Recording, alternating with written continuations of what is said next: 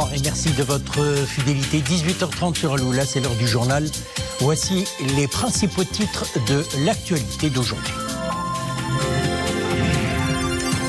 La DGSN dresse le bilan de ses actions et réalisations pour l'année qui s'achève. Nous nous intéresserons ce soir notamment à la lutte contre la cybercriminalité et contre les actions frauduleuses liées par exemple aux tests PCR et au pass vaccinal.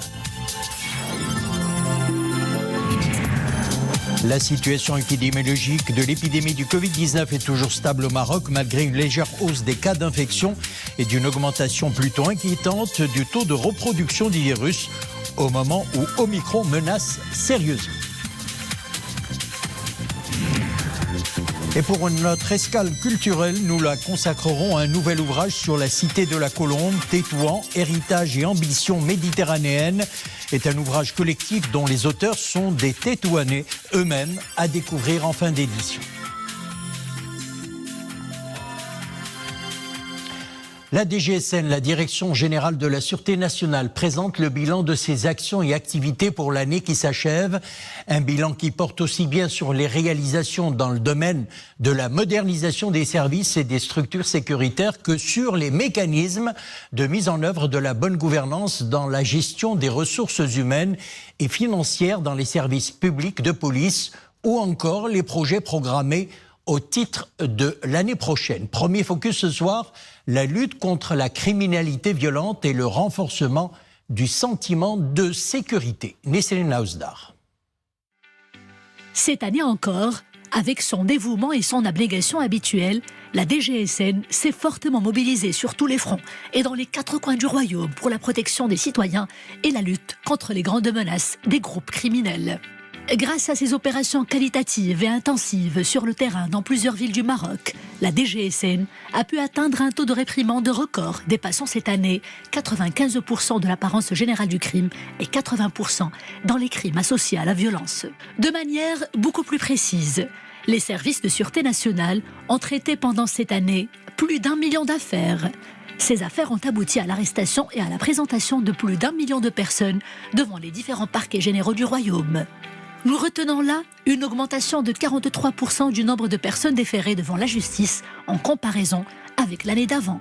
Augmentation aussi de 36% du nombre de personnes recherchées et interpellées, toujours en comparaison avec la même période de l'année précédente. Et concernant les indicateurs de criminalité violente, la tendance baissière se poursuit. En cette année 2021, ces indicateurs n'ont pas dépassé la barre de 4%. Et toujours concernant la criminalité violente, plus de 45 000 affaires de ce genre ont été relevées. Cela a permis de traduire plus de 31 000 personnes en justice, soit une augmentation de 15% du nombre des personnes arrêtées. Et dans une analyse qualitative des statistiques de criminalité violente liées au trafic illégal de drogue, là aussi, le bilan dressé par la DGSN est satisfaisant. Nous retenons un total de 83 000 affaires liées à la possession et au trafic illégal de drogue et de psychotropes. L'année qui est sur le point de s'achever a été également marquée par un recul de 5% des indicateurs de criminalité liés au chantage et à la fraude électronique en comparaison avec l'année précédente. La Direction Générale de la Sûreté Nationale a œuvré dans le domaine de la lutte contre la criminalité et du renforcement du sentiment de sécurité durant l'année 2021 à l'actualisation et l'adaptation de ses plans d'action avec l'état d'urgence sanitaire imposé par l'épidémie de la Covid-19 ainsi qu'au renforcement du recours systématique à la police scientifique et technique dans les enquêtes criminelles et des équipes spécialisées dans la lutte contre la criminalité. Reportage Abdelmjid El-Hallaoui, Abdel Fattah Zouine, Nesrine El-Hamdaoui. Dans un monde globalisé et hyper connecté, des menaces criminelles d'un tout autre genre commencent à émerger.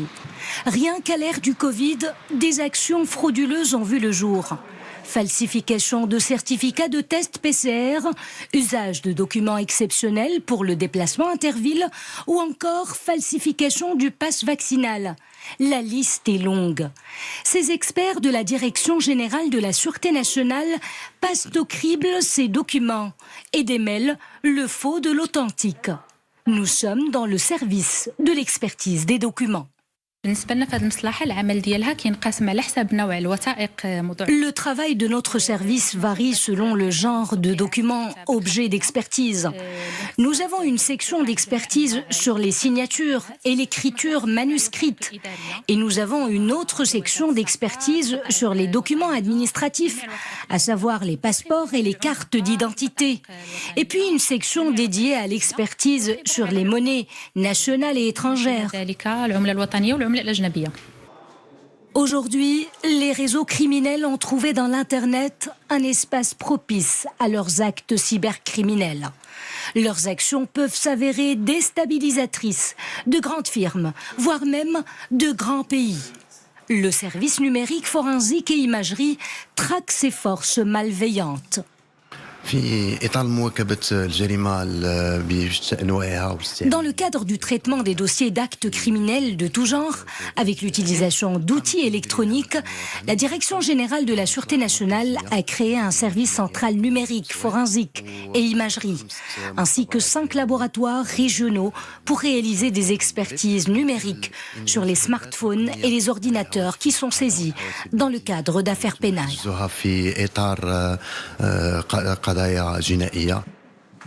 Nous sommes ici dans le service d'expertise balistique. Des experts s'activent dans le traitement des armes et munitions saisies dans le cadre de crimes ou d'enquêtes.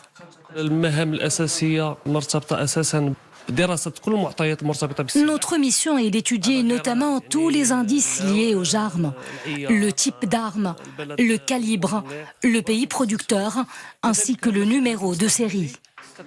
Des équipes rompues à la tâche s'attellent à lutter contre la criminalité des temps modernes. La Direction générale de la Sûreté nationale s'est mise au diapason des mutations que connaît le monde d'aujourd'hui. Même dans les couloirs les plus sombres, il y a toujours un moyen de tracer et de traquer les auteurs des délits. Covid-19 à présent, la situation épidémiologique au Maroc est toujours stable et c'est l'efficacité du vaccin qui a grandement contribué à éviter une rechute épidémiologique lors des 2 dernières semaines. Constat dressé par le ministère de la Santé et de la Protection sociale. Le bilan bimensuel du ministère souligne également que le taux de létalité reste stable malgré la hausse des cas positifs. Pour le coordonnateur du Centre national des opérations d'urgence de santé publique du ministère, la hausse est de 50% du taux des cas positifs au cours des derniers 15 jours, contre une stagnation au niveau des taux de létalité et des cas admis en réanimation et en soins intensifs. L'évolution de la situation épidémiologique redevient inquiétante. Durant les dernières 24 heures, 381 nouveaux cas ont été recensés, 4 décès. Au moment où la campagne vaccinale tente de gagner en cadence, le nombre des primo-vaccinés atteint plus de 24 millions de personnes. Celui des personnes ayant reçu 2 doses approche les 23 millions. Et puis la dose de rappel a déjà bénéficié à 2 465 861 personnes. Côté injection, ou plutôt côté infection, plus de 1330 cas recensés la semaine dernière, soit le bilan le plus important durant la phase intermédiaire ayant suivi la vague Delta. Le taux de positivité est passé de 1,4% à 1,6%. Alors, quelle lecture doit-on faire de ces indicateurs épidémiologiques? Nous avons justement avec nous en direct de Fès un épidémiologiste, professeur Mohamed Amin Barrahou. Bonsoir. Alors, vous êtes professeur d'épidémiologie clinique à la faculté de médecine de Fès. Une légère hausse des infections ces derniers jours, légère hausse également du taux de positivité. Votre analyse épidémiologique, professeur? Salam alaikum wa rahmatullah. Bonsoir à vous et aux chers téléspectateurs. Donc, comme vous l'avez bien souligné, ça fait 2 semaines qu'on assiste à une légère augmentation, donc douce, qui caractérise cette période de la fin de la période intervague. L'épidémie Covid actuellement, il est caractérisé par des vagues. Donc, et entre les vagues, il y a un espace intervague de 2 mois et demi à 3 mois presque en moyenne. On est à la fin de la phase intervague, donc ce qui explique cette augmentation, et elle est liée principalement aux reprises des activités sociales et économiques, bien évidemment, et au relâchement dans l'application des mesures individuelles, puisque actuellement il y a peu de mesures générales, il y a presque plus de mesures générales, quelques mesures donc réduites, alors que les mesures individuelles, il y a un vrai relâchement, ce qui explique donc cette augmentation. Il faut s'attendre à une accélération dans les semaines qui vont venir. Vers mi-janvier, on va assister à la nouvelle vague, et cette nouvelle vague, son intensité et sa durée, il va dépendre de nos comportements vis-à-vis des mesures individuelles et collectives, mais aussi est-ce que ça sera avec le Delta ou avec l'Omicron. Donc ça, c'est une question donc, que les jours vont nous répondre. Alors, professeur, il y a cette autre menace qui s'avère sérieuse, vous venez d'en parler, le variant Omicron, un cas Covid sur 3 en France, par exemple, et jusqu'à 95%, je dis bien 95% des cas dans certaines régions des États-Unis d'Amérique. Exactement. Ce qui est maintenant sûr pour le variant Omicron, c'est qu'elle est plus rapide. Et d'ailleurs, je reprends votre exemple et l'exemple d'autres pays européens. Si on prend le Danemark, il y a une multiplication des cas tous les 2 jours. C'est dire la vitesse très très importante de diffusion de ce virus. Et pour un virus, c'est pas seulement la vitesse qui est importante, il y a aussi la virulence. Et pour la virulence, jusqu'à maintenant, il n'y a pas de confirmation.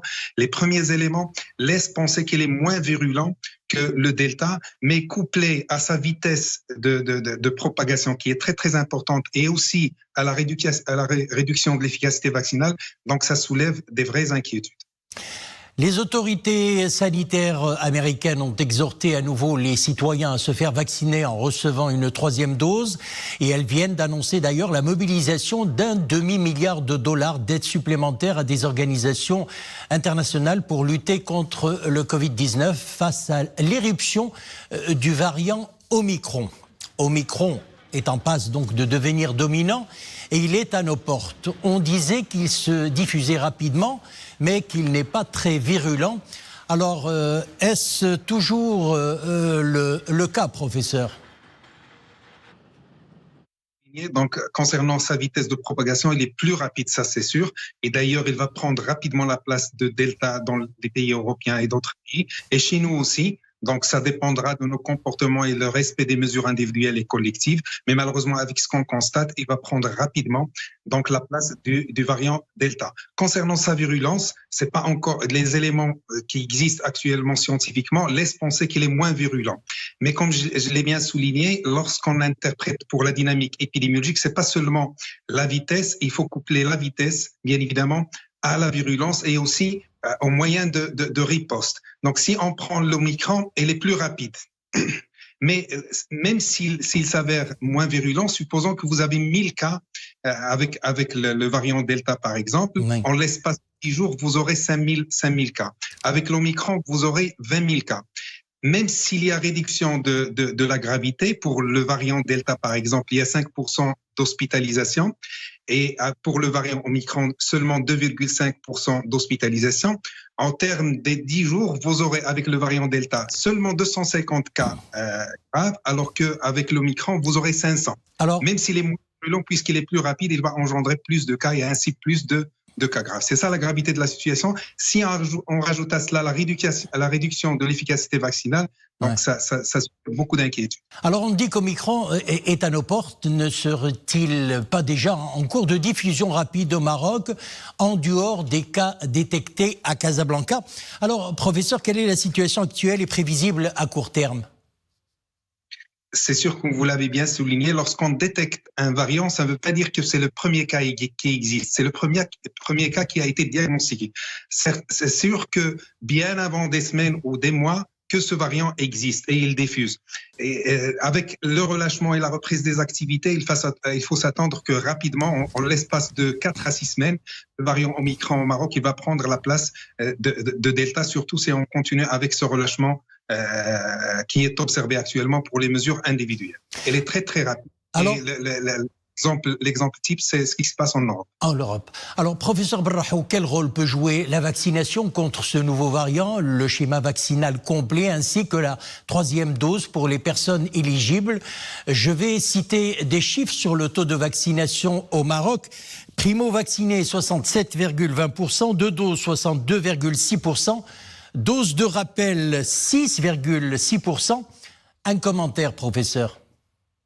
C'est très très important ce que vous venez de souligner. Donc pour la lutte, quel que soit le variant, heureusement les mesures individuelles et les mesures collectives sont efficaces. Bien évidemment, le pilier de la lutte, c'est la vaccination, puisqu'il permet d'éviter la gravité, donc des cas graves, et ainsi les décès, et ainsi la saturation de nos systèmes de santé. Heureusement que les études scientifiques qui sont parues jusqu'à maintenant montrent que la dose de rappel est efficace vis-à-vis d'Omicron. C'est pour ceci qu'on invite la population à faire la dose de rappel. Pour les gens qui ne sont pas vaccinés, malheureusement, c'est ça ce qui m'inquiète moi. Il y a un peu plus de 4 millions de personnes qui ne sont pas vaccinées. D'autre part, ce qui m'inquiète aussi, il y a seulement 6,6% de la population qui a reçu la dose de rappel. Ça, c'est très inquiétant. Si on a le variant Omicron d'ici janvier avec une vague, ça risque d'entraîner beaucoup de cas graves et ainsi la saturation de notre système de santé. J'invite les gens qui ne sont pas vaccinés à se faire vacciner et les gens qui n'ont pas encore fait la dose de rappel à le faire. C'est efficace et la science l'a prouvé vis-à-vis d'Omicron, la dose de rappel est efficace. J'invite les gens à respecter les mesures individuelles et les mesures collectives. Ils sont efficaces vis-à-vis de ce variant, ce qui permettrait de ralentir la vague et ainsi d'éviter donc une mortalité importante. Professeur Mohamed Amin Berrahou, merci d'avoir répondu à nos questions. Je rappelle que vous étiez en direct par Skype depuis Fès. Vous êtes professeur d'épidémiologie clinique à la faculté de médecine de Fès. Et on vient de l'apprendre, 27 nouveaux cas Omicron ont été enregistrés au Maroc et en raison de la menace que représente Omicron, le ministère de la Santé et de la Protection sociale affirme que la situation actuelle des vols depuis l'Espagne vers le Maroc représente un danger pour la santé des citoyens marocains. Les autorités espagnoles compétentes sont loin d'assurer une action rigoureuse de contrôle de l'état de santé des passagers lors de l'embarquement des passagers aux aéroports, explique le ministère dans une mise au point au sujet du choix du Portugal au lieu de l'Espagne comme pays de départ pour rapatrier les Marocains bloqués en Europe. Voilà tout ce qu'il fallait savoir sur Omicron. Un mot d'économie à présent. Banque El Maghrib a décidé aujourd'hui de maintenir inchangé le taux directeur à 1,5% à l'issue de sa dernière réunion trimestrielle de l'année 2021. 4 secousses telluriques ont été enregistrées au large de la province d'Al Hoceima et dans la province de Deriouch, selon l'Institut national de géophysique depuis hier soir. La dernière a été d'une magnitude de 3,8 degrés sur l'échelle de Richter. Elle s'est produite à 10h02 ce matin, précise dans un bulletin d'alerte sismique le réseau national de surveillance et d'alerte sismique relevant de l'Institut national de géophysique. Allons à présent au cœur de la Colombe Blanche. Nous le disions en titre, j'ai nommé Tétouan. Nous feuilleterons ensemble le bel ouvrage de cette ville consacrée par l'UNESCO Patrimoine mondial de l'humanité. Tétouan, héritage et ambition méditerranéenne, un ouvrage de 240 pages. C'est le fruit d'un travail d'un collectif d'auteurs avec des contributions d'habitants de la ville de Tétouan, sous la direction de Karim Abniish, ambassadeur du Maroc en Espagne et président de l'association Voix des femmes. Un ouvrage édité par Action Communication, un beau livre d'ailleurs qui étale la riche histoire de la ville la plus andalouse du Maroc. On voit tout cela tout de suite, c'est avec Fenna Shakil Alaoui, Zakaria Mouqin Billah et Nisrine Naouzdar. Sur 240 pages, des experts de haut calibre revisitent Tétouan à travers ses personnalités, son patrimoine matériel et immatériel et ses coutumes transmises de génération en génération. Illustré par de magnifiques clichés d'un photographe de renom, le beau livre Tétouan, héritages et ambitions méditerranéennes fait voyager le lecteur au cœur de la Cité du Nord. Un ouvrage réalisé grâce à la participation de l'éditeur Saad Houssini. تطوان اللي كانت صلة توصل بين الشرق والغرب À travers l'histoire, Tétouan était un trait d'union entre l'Orient et l'Occident. Il a connu de nombreuses vagues de migration en provenance des différentes régions de l'espace euro-méditerranéen. À ceux qui étaient installés dans cette ville, Tétouan offrait un cadre idéal de cohabitation. La cité était également connue par sa riche production artistique et culturelle. Documenter les innombrables connaissances sur la diversité culturelle et artistique de Tétouan, tel est le pari audacieux des auteurs de cet ouvrage. Une ville riche par son histoire et par le savoir-faire éprouvé de ses artisans dans différents domaines.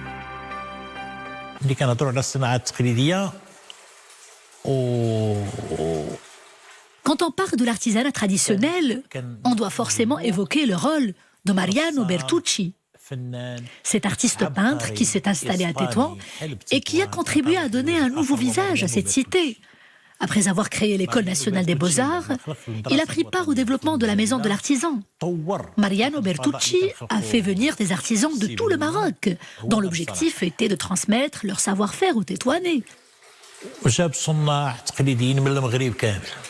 Surnommée la colombe blanche de la Méditerranée, et avec ses médinas au style andalou, ses maisons blanches, ses hautes tours et ses terrasses, la ville a tout pour charmer les visiteurs. Voilà un bel ouvrage à avoir dans sa bibliothèque. C'est la fin de l'édition. L'info revient sur Lula à 20h30. Excellente soirée et à demain.